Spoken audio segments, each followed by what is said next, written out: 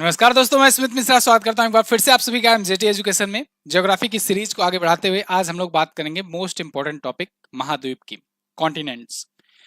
पृथ्वी पर कॉन्टिनेंट्स कितने हैं, एक्चुअल में अब कितने हैं, पहले कितना था आप जो पढ़े थे वो तो ठीक है, लेकिन अब चेंज भी हो गया है। तो कितने कॉन्टिनेंट हैं, उनकी खूबियां क्या क्या हैं, क्षेत्रफल वगैरह क्या हैं, कितने देश हैं, किसमें क्या, सब कुछ हम लोग जानेंगे आज की इस क्लास में। इंपॉर्टेंट क्लास होगी, छोटी सी क्लास होगी, बहुत बड़ी नहीं है। कारण ये है कि हम लोग फिर बाद में एक एक कॉन्टिनेंट करके अलग से भी पढ़ेंगे, तो इसलिए कॉन्टिनेंट को हम लोग अलग से देख लेते हैं, ठीक है ना। तो कॉन्टिनेंट की खूबियां क्या क्या हैं इनको समझ लेते हैं, उसके बाद आगे की तरफ क्लास में बढ़ेंगे। बिल्कुल मैप के थ्रू में बताऊंगा आपको, तो आपको परेशान बिल्कुल नहीं होना है। देखिए, अपने पृथ्वी पर अपने पृथ्वी पर आप इतना तो जानते हो कि कुछ हिस्से में जमीन है, कुछ हिस्से में पानी है। जो बड़े स्थल है उसकी बात कर रहा हूं मैं, ठीक है। अपने घर के आसपास के नाले, नदी, तालाब की बात मैं नहीं कर रहा हूं। जो आप पृथ्वी देखते हो तो पृथ्वी पर कुछ इस हिसाब से आपका नक्शा दिखता है। तो इसमें जहां जहां पर ये व्हाइट कलर का दिख रहा है, जैसे ये मान लो ये गोल धरती है, तो इस व्हाइट कलर में जहां जहां जो स्थान दिख रहा है, एक्चुअल में इसको ब्लू में करना था, लेकिन ये आपको जिससे अच्छे से विजुअल हो उसके लिए मैप लिया गया है। तो यहाँ पर पानी है, लेकिन क्या आपको एग्जैक्टली पता है कि कितने प्रतिशत पानी है, कितने प्रतिशत जमीन है हमारी पृथ्वी पर। पृथ्वी की आंतरिक संरचनाओं के बारे में तो हम लोगों ने पिछली क्लासेस में अच्छे से खूब बढ़िया से पढ़ लिया था। इत्मीनान से बैठ जाइए, अच्छे से सब कुछ आपको समझ में आएगा, धैर्य के साथ एक एक चीज आपको ध्यान जानने को मिलेगा, ठीक है ना। तो बिल्कुल टेंशन नहीं लेना है, आराम से पढ़िए। इसके पहले की क्लासेस में हम लोगों ने पृथ्वी से रिलेटेड बहुत सारी चीजें जान ली, जैसे ज्वालामुखियां कैसे होती हैं, क्या होती हैं, भूकंप कैसे आते हैं, पृथ्वी की आंतरिक संरचना कैसे होती है। और उससे भी पहले हम लोगों ने पृथ्वी को एक ग्रह के रूप में देखा, ग्रह के रूप में पढ़ा अच्छे से, ठीक है ना। तो सारा कुछ हम लोग धीरे धीरे सिस्टमेटिक ढंग से बढ़ते जा रहे हैं। अब उसी क्रम में अब पृथ्वी के ऊपर आ गए हैं। तो अब पृथ्वी के ऊपर आ गए हैं तो अब पहले महाद्वीप पढ़ेंगे, फिर महासागर पढ़ेंगे, फिर महाद्वीपों में एक एक महाद्वीप पर आएंगे, फिर एक एक महाद्वीप में तब फिर आकर के आएंगे अपने प्यारे भारत पर, फिर भारत को अच्छे से पढ़ेंगे, है ना। तो ये एक तरीका है, आपका पूरा ब्रह्मांड से लेकर के आ रहा हूं मैं, सीरीज वाइज, सीरियल वाइज आपका आ रहा हूं। तो इसी क्रम में अब आज की क्लास में महाद्वीप हम लोग पढ़ने वाले हैं, ठीक है जी। महाद्वीप में आप देखोगे तो कहां कहां पर जमीन है, कहां कहां पर सागर है। इसको पहले जान लेते हैं, कितने प्रतिशत हिस्से पर जमीन है, कितने प्रतिशत हिस्से पर सागर, महासागर है, ठीक है। चलिए, तो देखो, पृथ्वी पर भूभाग का जो है सबसे बड़ी इकाई जो होती है वही होती है महाद्वीप, ठीक है ना। पृथ्वी के अगर भूभाग का टोटल ले लिया जाए, जैसे मान लो 100% पृथ्वी है, तो 100% में एक 30% कह सकते हैं, एक तिहाई नहीं, 30% कहें तो ज्यादा अच्छा रहेगा। 30% हिस्से पर ही जमीन है, बाकी जगहों पर पृथ्वी पर पानी है। ये पृथ्वी की सतह की बात हो रही है ना। पृथ्वी के ऊपरी भाग की बात हो रही है, सतह की बात हो रही है, पृथ्वी के अंदर नहीं। पृथ्वी की आंतरिक संरचना में हम लोगों ने पृथ्वी के अंदर की चीजों को अच्छे से पढ़ लिया था। तो पृथ्वी के बाहरी सतह पर, ऊपरी सतह पर कह सकते हैं, यहां पर भी केवल 29 से 30% जो है वही जमीन वाला हिस्सा है, बाकी वाला हिस्सा जो है वो पानी है। और 29 से 30% जो जमीनी वाला हिस्सा है उसी को हम लोग महाद्वीपों के रूप में डिवाइड किए हैं। कितने महाद्वीप हैं ये अभी आगे का विषय है, अभी आगे मैं आपको बताऊंगा। तो यहां पर याद रखो, पृथ्वी पर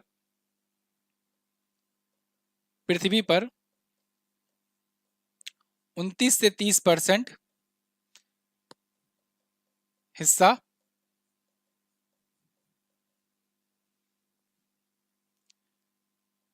स्थल है, स्थलीय है, जिन्हें महाद्वीपों के रूप में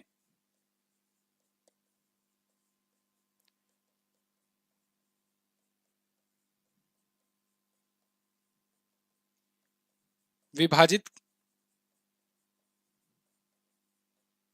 किया गया है।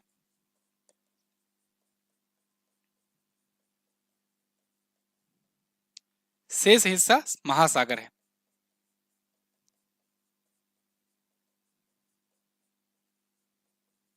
महासागरीय क्षेत्र कहलाता है।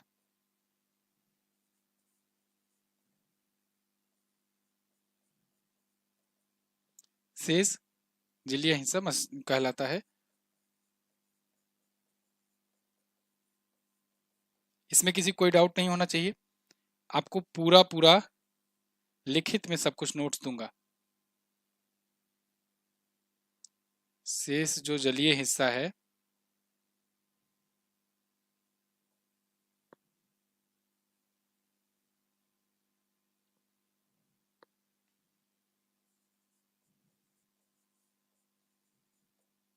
शेष जलीय हिस्सा क्या कहलाता है? महासागर कहलाता है। ठीक, इसमें किसी को कोई डाउट नहीं होना चाहिए, बहुत ही आसान चीज है ये, कुछ भी इसमें समझने वाली बात नहीं है।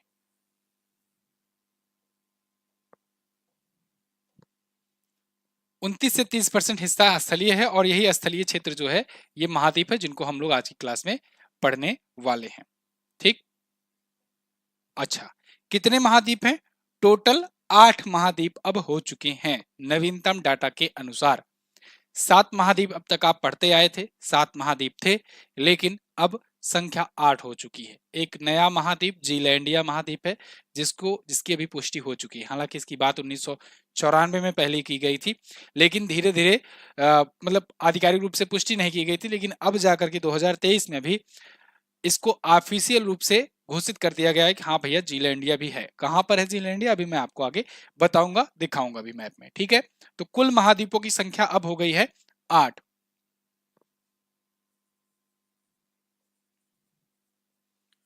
कुल महाद्वीपों की संख्या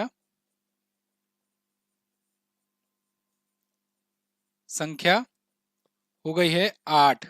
ठीक है ना, यहीं पर नोट करके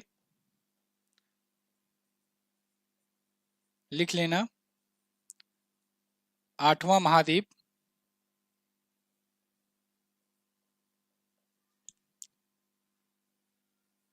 जीलैंडिया है। ठीक है, जीलैंडिया महाद्वीप है, ये 8वां महाद्वीप है। अभी मैं दिखाऊंगा आपको कहां पे है ये इतना क्लियर हुआ। अब थोड़ा सा मैप से पढ़ लो, अच्छे से समझ लो, जानकारी ले लो। देखो, मैंने कहा आपसे 8 महाद्वीप है, तो देखो ये वाला जो महाद्वीप है जो आपको ब्लू कलर में दिख रहा है, ये सबसे बड़ा महाद्वीप है और इसे कहते हैं एशिया महाद्वीप। क्या कहते हैं? एशिया महाद्वीप। ये एशिया महाद्वीप है। इसके बाद दूसरा जो सबसे बड़ा महाद्वीप है वो है आपका अफ्रीका महाद्वीप। ये है अफ्रीका महाद्वीप, दिख रहा है? हाँ बिल्कुल दिख रहा है, अफ्रीका महाद्वीप। बहुत ही बेसिक चीज है ये, तो आपको जरूर ही पता होगी कि कौन सा महाद्वीप कहां पर है। इसके बाद इधर यूरोप महाद्वीप आपको दिख रहा है, यूरोप। लेकिन अभी मैं क्रम वाइज बढ़ा रहा हूं, तो क्रम वाइज में एशिया, एशिया के बाद अफ्रीका, अफ्रीका के बाद आपको दिखेगा नॉर्थ अमेरिका यानी उत्तरी अमेरिका महाद्वीप, उत्तरी अमेरिका महाद्वीप। ये तीसरा सबसे बड़ा है। अच्छा, नंबर भी लेते चले ना तो ज्यादा सही रहेगा।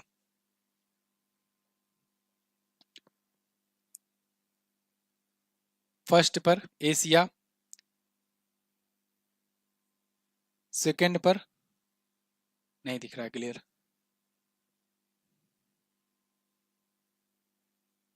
सेकंड पर अफ्रीका। ठीक, थर्ड पर उत्तरी अमेरिका, थर्ड पर उत्तरी अमेरिका।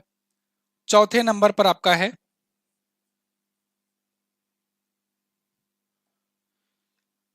दक्षिणी अमेरिका।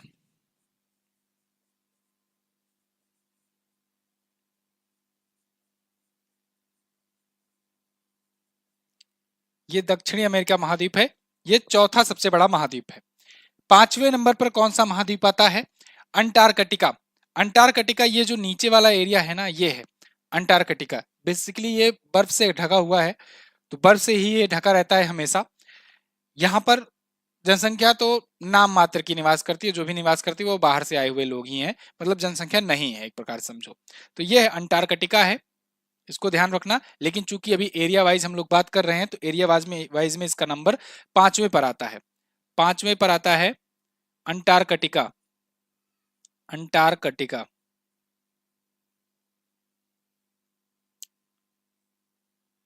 ये पांचवा सबसे बड़ा महाद्वीप है। छठे नंबर पर आता है यूरोप का नाम, छठे पे आता है यूरोप।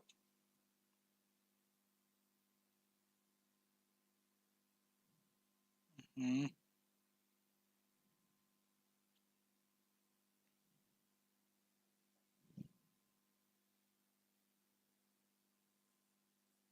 6 पोजीशन पर आता है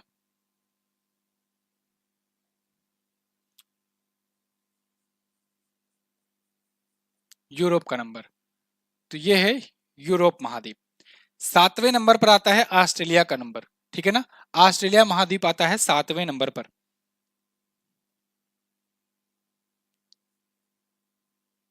ऑस्ट्रेलिया,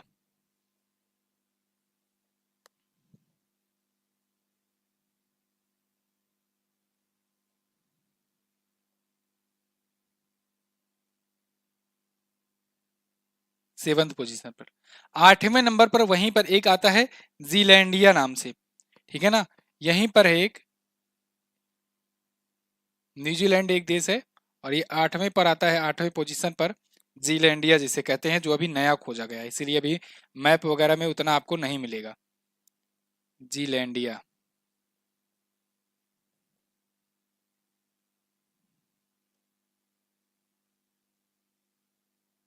ये 8वें नंबर पर है क्षेत्रफल की दृष्टि से।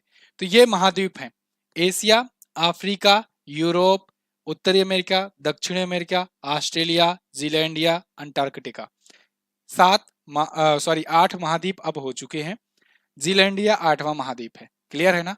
इतना क्लियर है, इतने में किसी को कोई दिक्कत नहीं होना चाहिए, है ना। अब इससे हमें क्या समझ में आया, सबसे बड़ा वाला महाद्वीप एशिया है, सबसे छोटा वाला महाद्वीप जीलैंडिया है। अब तक हम लोग ऑस्ट्रेलिया को सबसे छोटा महाद्वीप पढ़ते थे, लेकिन अब हम लोग पढ़ेंगे जीलैंडिया महाद्वीप को सबसे छोटा महाद्वीप। अभी इसके बारे में भी मैं नोट पॉइंट लिखवा दूंगा, तो बिल्कुल परेशान नहीं होना है। आवाज वगैरह जा रही है क्लियर। चलिए ठीक है जी, आगे बढ़ते हैं। आगे बढ़ते हैं, अब कुछ बुलेट पॉइंट और लिखते हैं। मैप तो आपने देख लिया, अब कुछ और बुलेट पॉइंट्स लिखते हैं। जैसे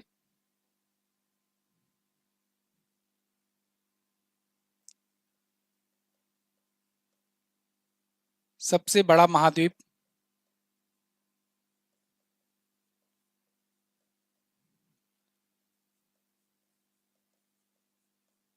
सबसे छोटा महाद्वीप।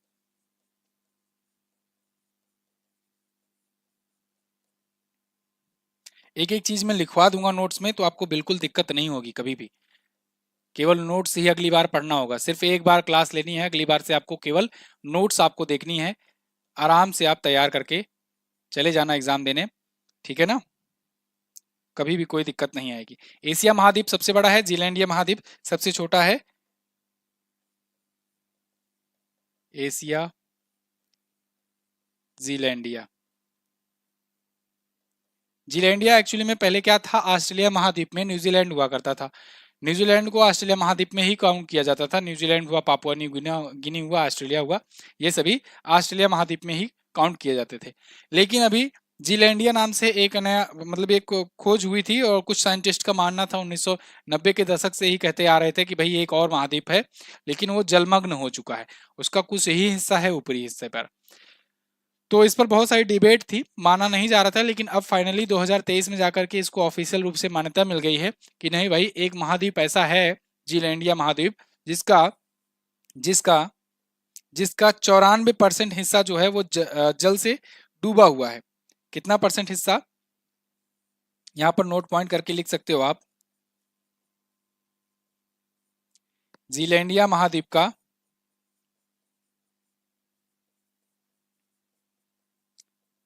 94% हिस्सा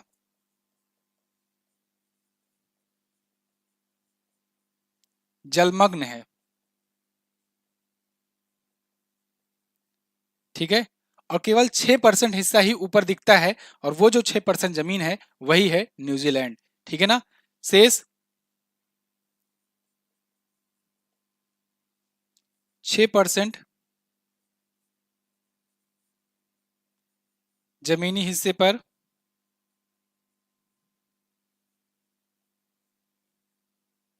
न्यूजीलैंड बसा हुआ है।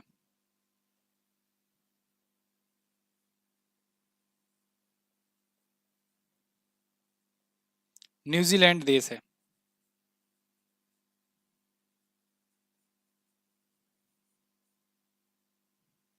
कहा जाता है देखो ये सब जो भी घटनाएं हैं ना, ये ऐसा नहीं कि 2 4 10 साल पहले हुई है, ये मिलियंस ऑफ हजारों करोड़ों वर्षों पहले की घटनाएं होती हैं। जो महाद्वीपों का अभी प्लेट विवर्तन की मैं आपको बताऊंगा, देश बसा है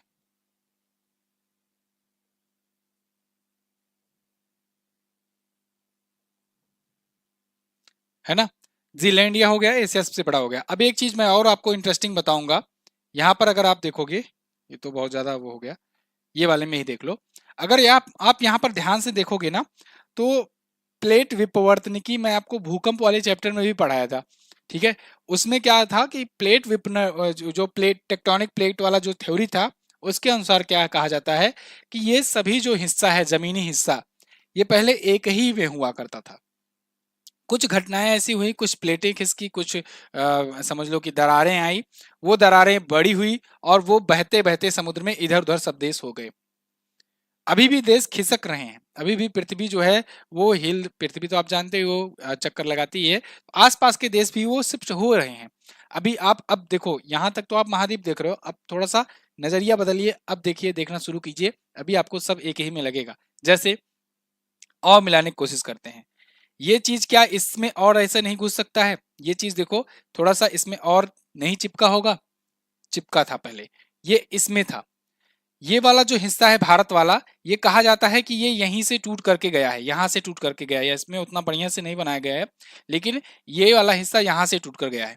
मेडागास्कर जो है ये यहाँ से टूट करके निकला है, इस वाले एरिया से यहाँ से निकल करके, टूट करके मेडागास्कर निकला है ना। मेडागास्कर यहाँ से निकला है, ये यहाँ से निकला हुआ है भारत, और भारत जाकर के इसमें चिपका, भारत जाकर के यहाँ चिपका, और उसके बाद टकराव हुआ जब जमीनी हिस्से का, तो टकराव के बाद उभार आया, वो जो उभार आया वही बना हिमालय पर्वत।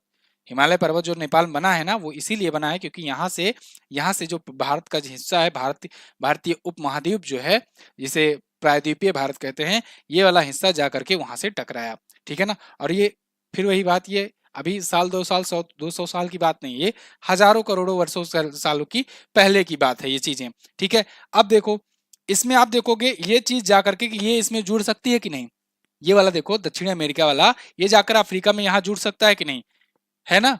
अब ऐसा नहीं है कि ये चीज आकृति हाथ से बनाई गई, ये तो मैप है, ये देश है, ये अथेंटिक है। तो ये ऐसे ही आकृति में अभी भी है, तो ये यहाँ से टूटा होगा, ये इसको जोड़ लो, इस वाला हिस्से को अगर आप ला करके यहाँ पर जोड़ो, ये यूरोप को आप यहाँ पर फंसाने की कोशिश करो, ठीक है, सब चीजें मिल रही हैं कि नहीं।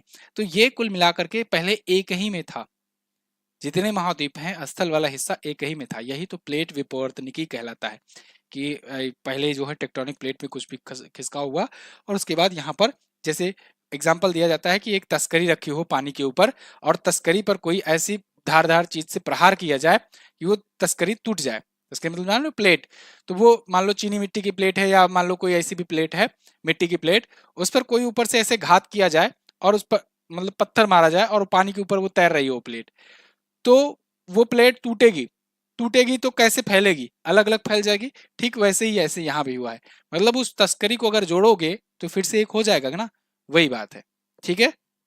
चलो, अब उसमें ये भी है कि कुछ हिस्सा जो आपको नहीं जुड़ते हुए दिखेगा, वो हिस्सा या तो डूब चुका है ना, वो हिस्सा या तो डूब चुका है, और या तो वो हिस्सा कहीं और खिसक कर निकल गया। भाई ये भी तो पॉसिबिलिटी है कि इधर ही कोई जरूरी है जाए, हो सकता है इधर चला जाए कोई, हो सकता है कोई इधर चला जाए, है ना। फिलहाल अब आते हैं अपने टॉपिक पर। तो ये देशों की है, देशवार यहाँ पर दिया गया है, लेकिन इनसे अभी आपको मतलब नहीं है, आपको अलग अलग जब बताया जाएगा तब देशवार पढ़ना है ना। चलो, अब आगे हम लोग क्षेत्रफल के अनुसार महाद्वीपों का क्रम देख लेते हैं। क्षेत्रफल के अनुसार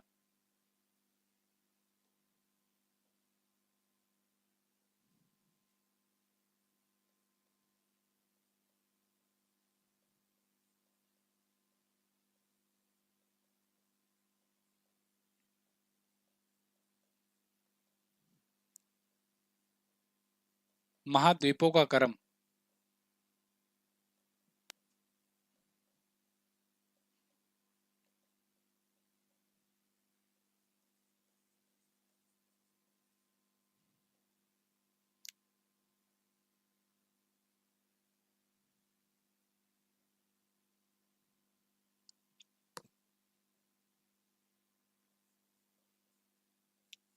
सबसे पहले एशिया रहेगा,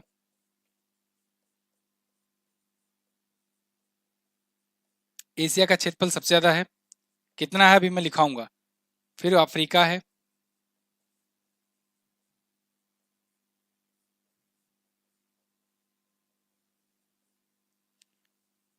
फिर उत्तरी अमेरिका,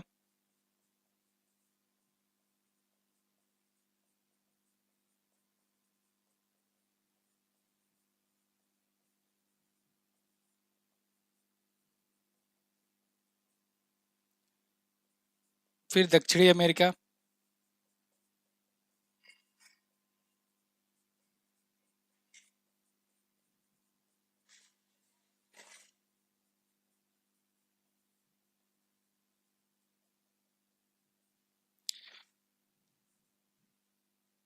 फिर अंटार्कटिका,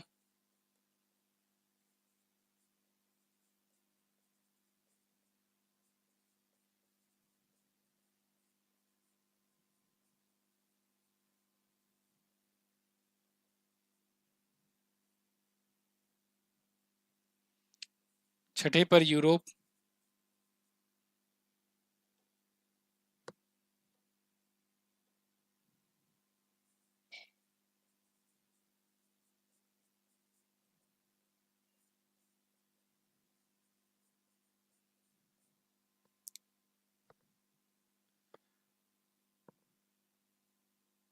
सातवें पर है आपका ऑस्ट्रेलिया,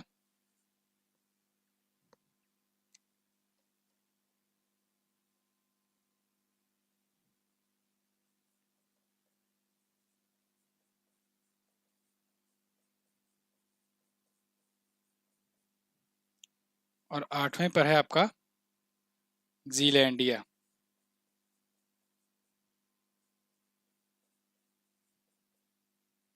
ठीक है ना।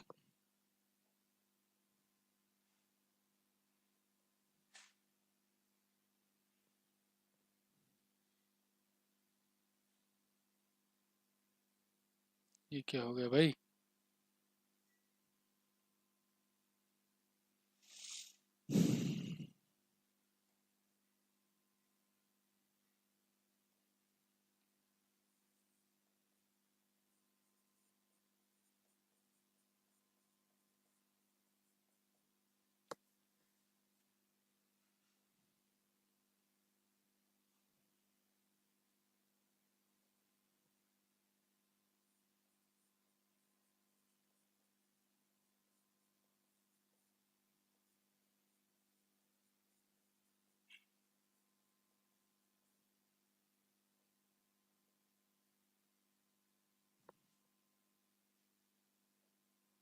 अब सबका क्षेत्रफल देख लो।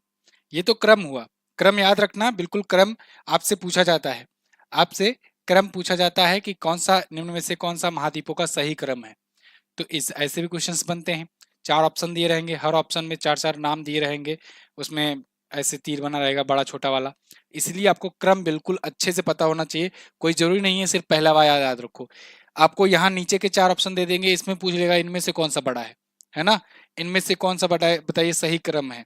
तो आपको ये पूरा का पूरा 8 का 8 सीरियल याद रखना है। ये दोनों तो बहुत आसान है, क्योंकि सबसे छोटा पहले ऑस्ट्रेलिया था, अब सबसे छोटा ये हो गया जीलैंडिया। तो इसका मतलब ये है कि ये दोनों लास्ट में है, ठीक है ना, लास्ट के अंतिम दो है। यूरोप छठा नंबर का है, पांचवें नंबर पर आपको अंटार्कटिका याद रखना है, पहले पर एशिया, फिर अफ्रीका, उसके बाद ये दोनों ऊपर नीचे हैं, उत्तर फिर दक्षिण, उत्तरी अमेरिका दक्षिण अमेरिका, है ना। तो इस हिसाब से आप अपना बना करके याद कर सकते हो। अब क्षेत्रफल देख लेते हैं दोनों का, सबका, ठीक है ना। एशिया महाद्वीप जो है इसका, अब यहाँ पर लाख स्क्वायर किलोमीटर में लिखेंगे, लाख किलोमीटर स्क्वायर में, तो इसका जो है 445.79 किलोमीटर स्क्वायर है इसका एरिया। 445.79 किलोमीटर स्क्वायर, ठीक है, लाख किलोमीटर स्क्वायर में मैं लिख रहा हूं। अफ्रीका की बात करें अगर, तो ये 300.65 लाख किलोमीटर है, 300.65 लाख किलोमीटर स्क्वायर इसका एरिया है, ठीक है ना, क्षेत्रफल है सबका। उत्तरी अमेरिका की बात करें तो 242.56 लाख किलो, 200 242 5 6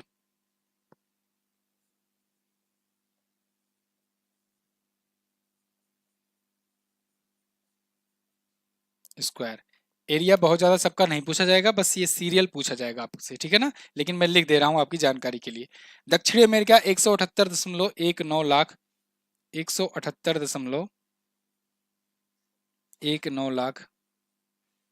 और इसको बहुत ज्यादा रटने भी मत लगना, फालतू की चीज पढ़नी भी नहीं चाहिए, फालतू की चीज याद भी नहीं करनी चाहिए, नहीं तो बैठ जाओ इसको याद करने पूरा, है ना। 178.19 लाख किलोमीटर। फिर अंटार्कटिका है 132.09 lakh kilometre, 09 lakh kilometre square. Europe जो है इसका क्षेत्रफल है 99.3 lakh, 99.38 lakh kilometre square. Australia का जो है क्षेत्रफल वो है 76.88 lakh kilometre, 76.88 lakh kilometre square, है ना। और इसका है 49 लाख किलोमीटर स्क्वायर, जो अभी नया खोजा गया है। हालांकि इसका मैक्सिमम हिस्सा, जैसे कि मैंने आपको बताया, 94% हिस्सा पानी में डूबा हुआ है। तो ये क्षेत्रफल के अनुसार महाद्वीपों का क्रम है। क्लियर इतना? ठीक है जी, आगे बढ़ते हैं। अब हम लोग देखेंगे कि कौन सा महाद्वीप है पृथ्वी का जो महाद्वीपीय क्षेत्र का कितना कितना प्रतिशत हिस्सा अपने पास रखता है। अब इसका अभी डाटा जो आया है वो 7 महाद्वीपों के ही क्रम में मैं आपको बताने वाला हूँ, ठीक है।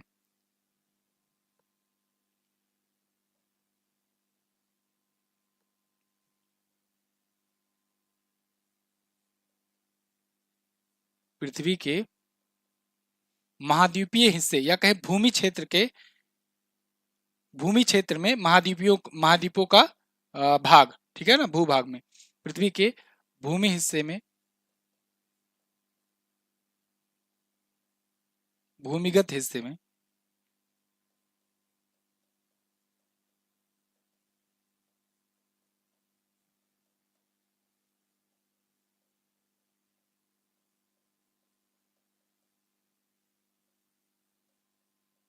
महाद्वीपों का क्षेत्रीय हिस्सा। अब ये प्रतिशत में मैं आपको बताऊंगा कि कौन सा महाद्वीप कितना प्रतिशत हिस्सा टोटल महाद्वीपीय क्षेत्र का रखता है अपने पास। मतलब जैसे भूमिगत क्षेत्र है 29%, 29 से 30%। अब इस 29 से 30% में कौन कौन सा महाद्वीप है जो कितना कितना परसेंटेज अपना रखा है, मतलब 29 से 30% जो है उसको 100% मानेंगे। फिर उस 100% में से बाकी कितने कितने परसेंट में कौन कौन सा महाद्वीप है। इससे हमें ये एक आइडिया लगेगा कि कौन से महाद्वीप जो है कितना बड़ा डोमिनेंस रखता है। क्षेत्रफल तो आपने जाना, लेकिन क्षेत्रफल लाख किलोमीटर स्क्वायर में है, इसमें उतना अच्छा अंदाजा लग नहीं पाएगा। वैसे तो 445 लाख किलोमीटर, लेकिन अब आपको क्या पता 445 लाख किलोमीटर कितना होगा। तो इसीलिए थोड़ा सा परसेंटेज के मामले में एक और हम लोग कैटेगराइजेशन करके देख लेते हैं, है ना। एक और कैटेगरी बना करके देख लेते हैं, तो जिसमें हम लोग फिर से वही लिखेंगे, एशिया, एशिया को, फिर यहाँ दूसरे नंबर पर अफ्रीका,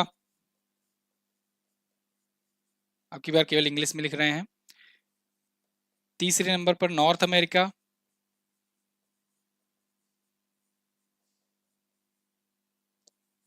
चौथे नंबर पर साउथ अमेरिका,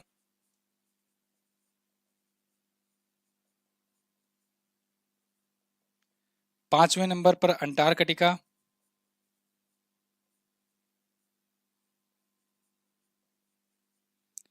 छठे नंबर पर यूरोप, सातवें नंबर पर ऑस्ट्रेलिया,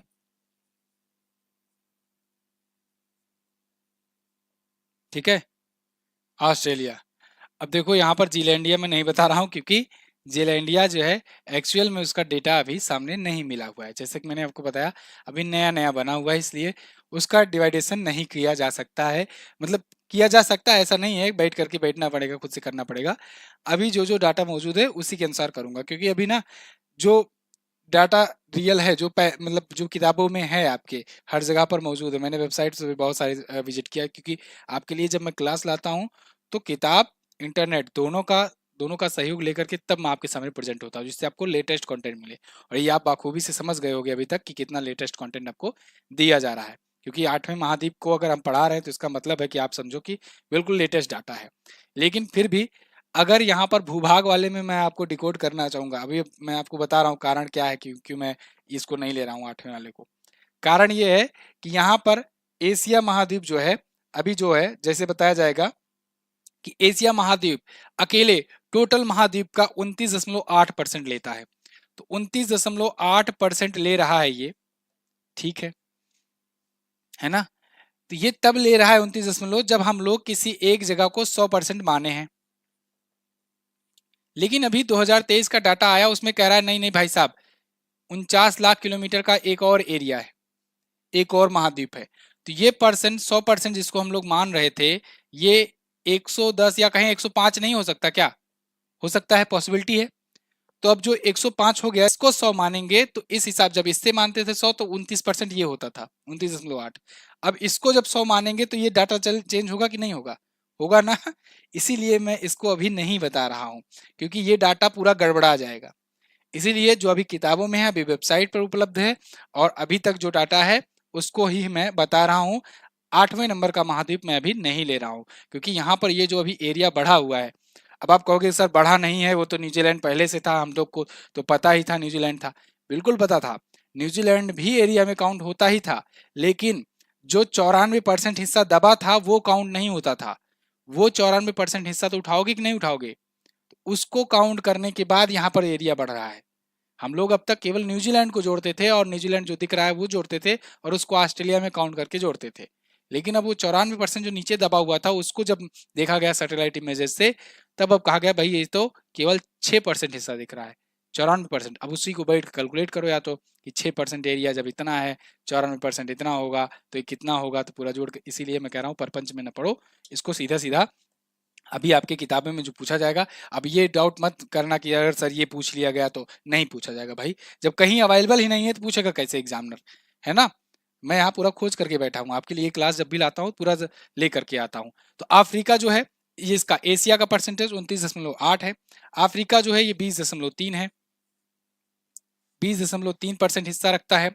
नॉर्थ अमेरिका जो है, ये टोटल टोटल महाद्वीपीय क्षेत्र का 16.2% हिस्सा रखता है। साउथ अमेरिका जो है, ये टोटल महाद्वीपीय क्षेत्र का 11.9% का एरिया रखता है।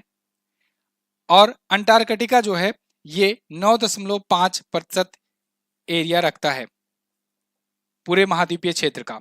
यूरोप जो है, ये 6.7% का हिस्सा रखता है। और ऑस्ट्रेलिया कॉन्टिनेंट जो है, ये 5.7% का हिस्सा रखता है। ठीक है ना, क्लियर है। तो ये है पृथ्वी का महाद्वीपीय भूमिगत हिस्से में से, जो भूमिगत हिस्सा है ना, भूमिगत हिस्सा मतलब आप समझ रहे हो, भूमिगत हिस्सा मतलब 30% के लगभग में, उस 30% को 100% मान करके, तो उसका ये डिवाइडेशन है। क्लियर। चलिए अब आगे बढ़ते हैं, देशों की संख्या, महाद्वीप और देशों की संख्या देख लेते हैं। यहीं पर मैं लिख देता हूं, यहीं पर लिख दे रहा हूं ना, कोई दिक्कत नहीं होनी चाहिए। यहीं पर एक लाइन बनाकर, क्यों? क्योंकि बार बार अभी फिर से लिखना पड़ेगा वही चीज।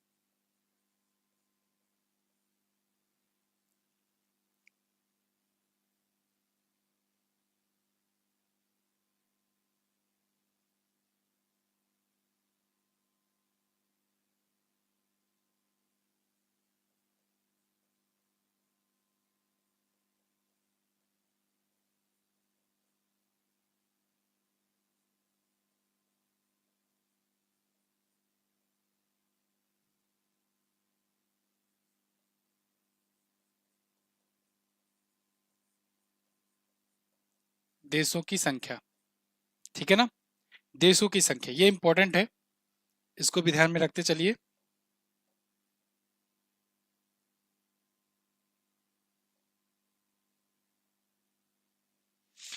एशिया महाद्वीप में देखो, अब इसमें देशों की संख्या के मामले में सबसे ज्यादा अफ्रीका है, ठीक है ना, ध्यान रखना, अफ्रीका है सबसे ज्यादा। अफ्रीका में देश हैं, अफ्रीका में टोटल 54 देश हैं, और यहीं पर मैं लिख दे रहा हूं सर्वाधिक, जिससे आपके अंदर कंफ्यूजन ना हो, क्योंकि हर मामले में अभी तक आप देख रहे थे, हर मामले में एशिया टॉप पर था, लेकिन अभी के पर आपको देशों की संख्या के मामले में अफ्रीका टॉप पर नजर आ रहा है। एशिया महाद्वीप में बात करें तो यहाँ पर कहीं कहीं पर आपको 49 दिखेगा, कहीं कहीं पर 48 देखने को मिलेगा, लेकिन 49 मानकर चलते हैं कि यहाँ 49 देश हैं, देशों की संख्या 49, ये आप कहोगे सेकंड पर है, ठीक है, इसको इसलिए लिख दे रहा हूं जिससे कंफ्यूजन आपके अंदर ना हो। तीसरे नंबर पर यूरोप है, यूरोप में आपको मिलेंगे 48 देश, ठीक है, छोटे छोटे बहुत सारे देश हैं, 48 कहीं पर मिलेगा, कहीं 45 मिलेगा, 45 जो है विकिपीडिया पर है, तो मैं विकिपीडिया वाला लेता हूं, 45 देश हैं, और ये रहा आपका थर्ड लार्जेस्ट में, यानी कि तीसरे पोजीशन पर। इसके बाद आपको नॉर्थ अमेरिका साउथ अमेरिका में देखना है ना, नॉर्थ अमेरिका में 22 देश हैं और साउथ अमेरिका में 13 देश हैं। नॉर्थ अमेरिका में 22 देश मिलेंगे, साउथ अमेरिका में 13 देश मिलेंगे, और अंटार्कटिका में कोई देश नहीं मिलेगा, जैसा कि मैंने आपको पहले भी बताया था कि अंटार्कटिका में आपको कोई देश नहीं मिलने वाले हैं, और ऑस्ट्रेलिया में आपको मिलेंगे 16 देश, ठीक है। तो थर्ड पर ये है, फोर्थ पर ये, फिफ्थ पर ये, और सिक्स पर ये 2 पॉइंट याद रखना सबसे ज्यादा इंपॉर्टेंट है, यहां मैं स्टार भी लगा दे रहा हूं। सर्वाधिक मामले में ये है, सेकंड पर यह है एशिया, ठीक है, इसमें भी किसी को कोई दिक्कत नहीं होनी चाहिए, टेबल आपका अच्छे से बन गया है, ठीक। अब 2-3 लाइन और लिखवाऊंगा, उसके बाद क्लास आपकी खत्म होगी। इसको महाद्वीप का अलग से क्लास लेने का यही मकसद था, जिससे आपको पहले महाद्वीप के बारे में अच्छे से जानकारी दे दी जाए, फिर उसके बाद एक एक करके उठाएंगे, है ना। चलिए,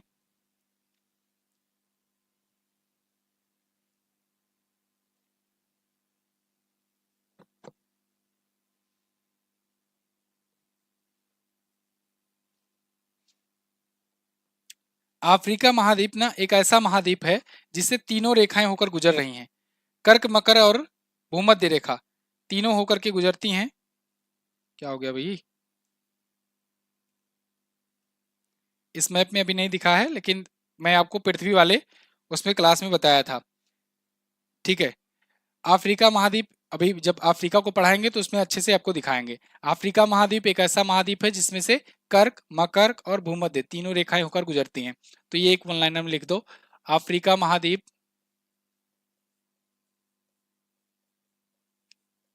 महाद्वीप एकमात्र ऐसा महाद्वीप है, ऐसा महाद्वीप है जिससे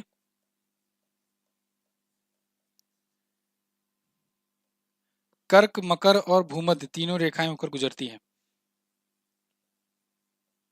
कर्क मकर और भूमध्य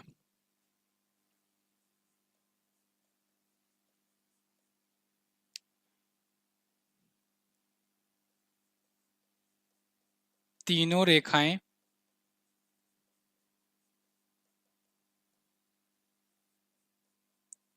होकर गुजरती हैं,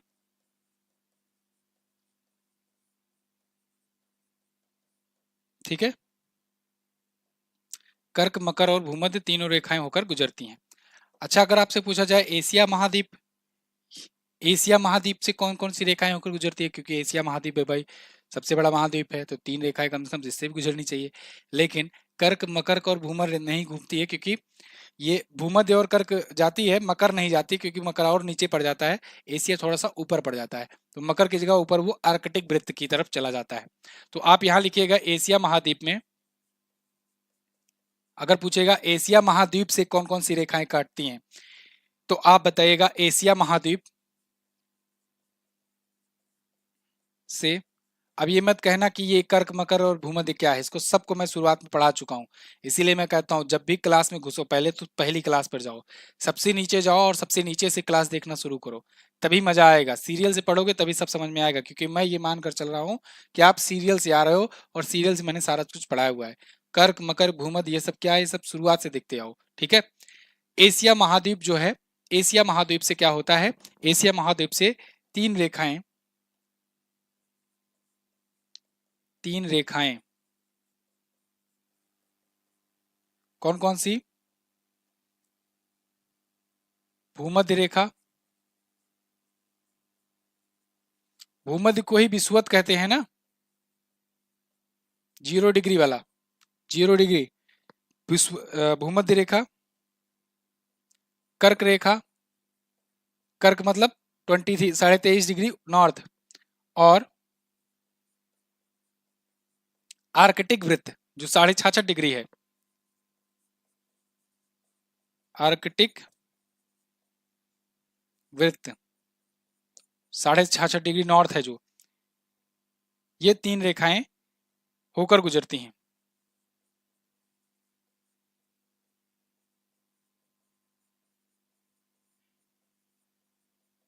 ठीक है, ये एशिया और अफ्रीका की बात रही, एशिया अफ्रीका की बात आई गई है तो एक और मैं बात बता दे रहा हूं, एशिया को अफ्रीका से अलग करती है सुएज नहर और लाल सागर, ठीक है।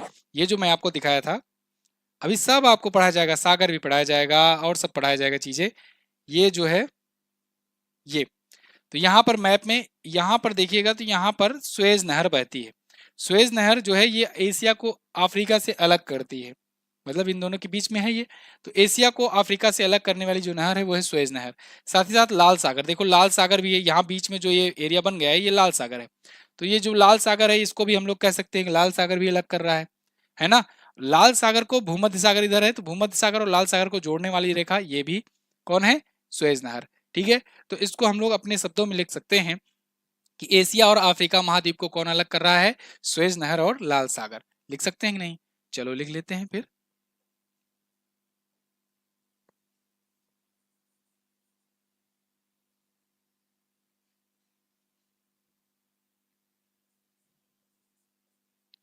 सुएज नहर और लाल सागर,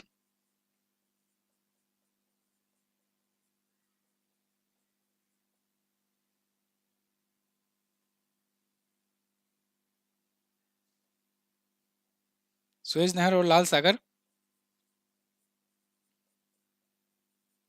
एशिया और अफ्रीका महाद्वीप को अलग करते हैं, या कहें एशिया को महा अफ्रीका, एशिया को अफ्रीका से कहो चाहे कहो एशिया और अफ्रीका महाद्वीप को अलग करते हैं।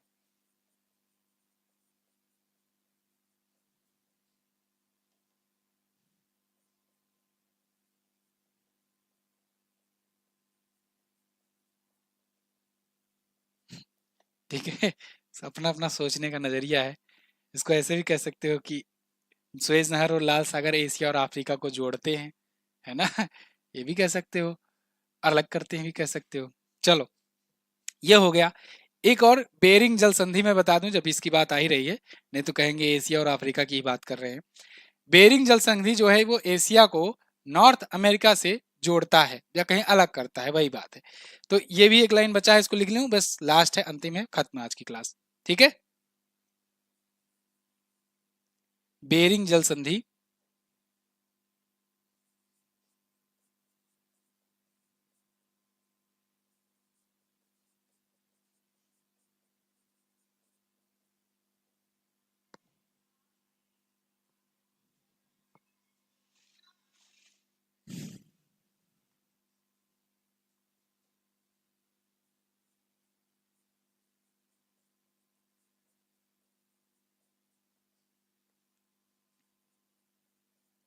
उत्तरी अमेरिका से अलग करती है।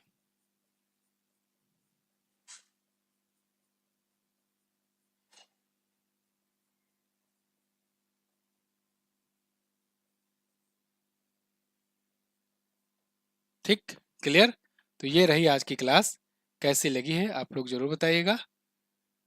आज की क्लास में हम लोगों ने महाद्वीपों को अच्छे से पढ़ लिया है, इसकी नोट्स आपको दे दूंगा। मिलेंगे अगली क्लास में, तब तक के लिए नमस्कार, जय हिंद। वंदे मातरम।